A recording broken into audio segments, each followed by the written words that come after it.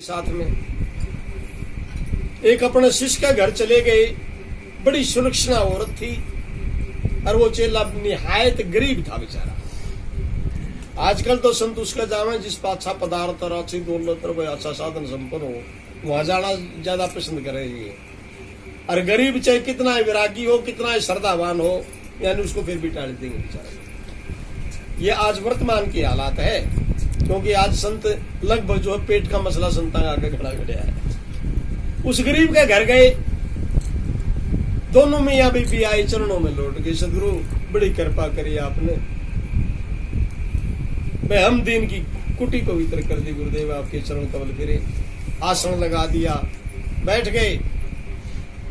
और वो घरवाला कहने लगा कि भक्तनी महाराज जी से कहने लगा कि सदगुरु कृपा करो मैं रसोई का इंतजाम करवाऊं। कहने लगे हाँ भगत रसोई करेंगे भाई, इंतजाम करो। घर गया, घरवाली से कहने लगा भक्तनी में करो रसोई का इंतजाम करो, महापुरुषों के लिए रसोई तैयार करो। कुदरती समय की मार ऐसी थी कि घर में राशन नहीं था। सुलक्षणा औरत थी।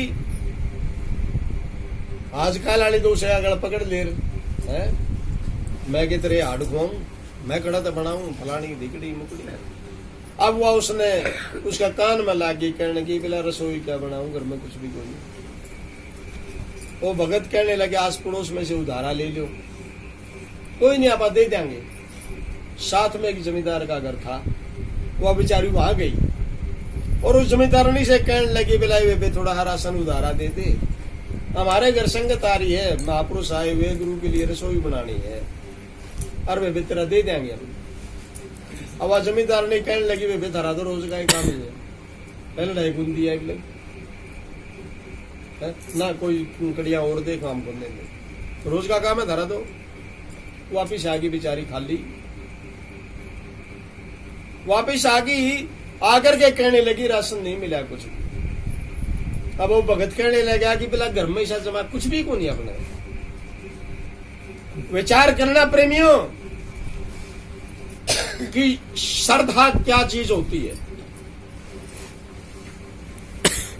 अब वह भीरबानी उसने बेचारी ने बर्तन बुर्तना हाथ मारे, कहने लगी कुछ नहीं मिला पाइया गुआर तो पड़ा है, गुआर पड़ा है और नहीं कुछ। और वो भगत कहने लगे बोला फिर महाराज जी अंतर्यामी यहाँ पाके कि लगो रे हैं, महाराज जी ने भी रही नहीं इनके जो से कोई बात नहीं बोला निश्चिंत को तो बोला जो चढ़ा दे गुआरे।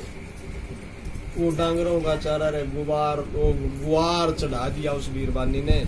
वो बढ़ने लगा और उठे लपट।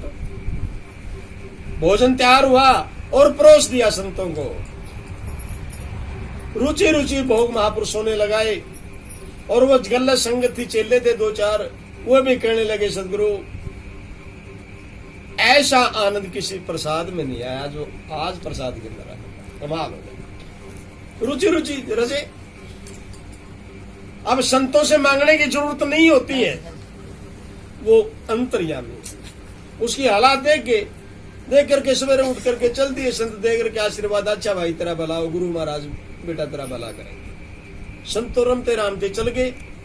धीरे धीरे धीरे धीरे उस भगत के दिन पलटने लगे और सब क्या के ठाठ लग गए।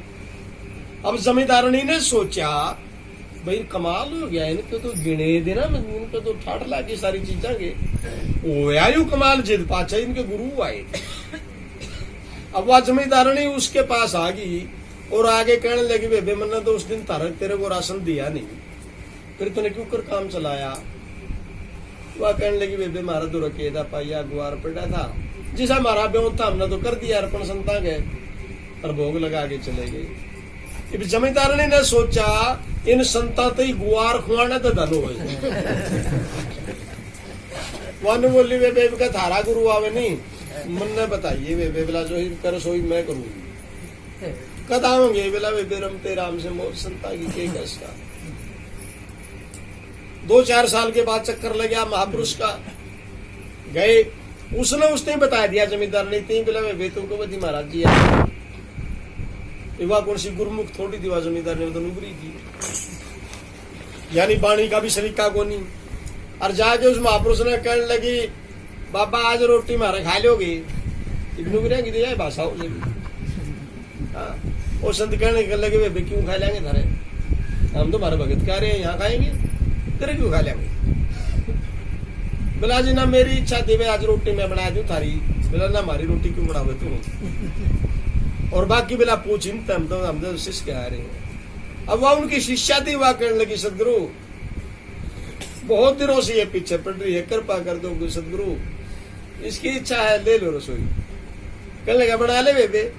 अब 4 महेश बंदरी घर जमींदार गए भाई, सब क्या है ठाठ बेटी चौधरा नगुआरे तो चला दिया। बदबू उठ रही मेरे डांगरा का चारा और बना कर गुआर रोज दिया संत के आगे।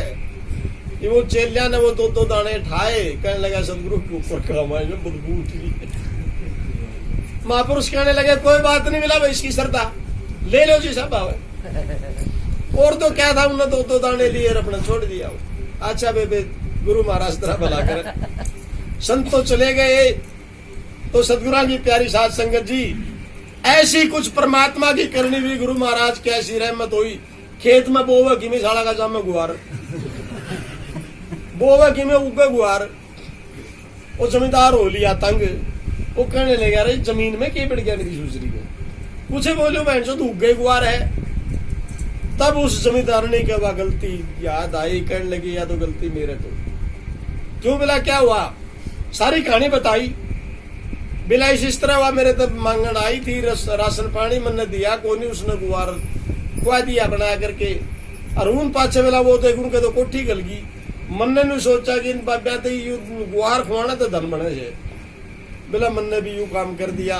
तब उस जमींदार ने कहा बिला रे बेटी चौधरानू उसका तो बहुत कौन था, वो तो गरीब था, तेरा तो सब क्या ही आग लाग गई।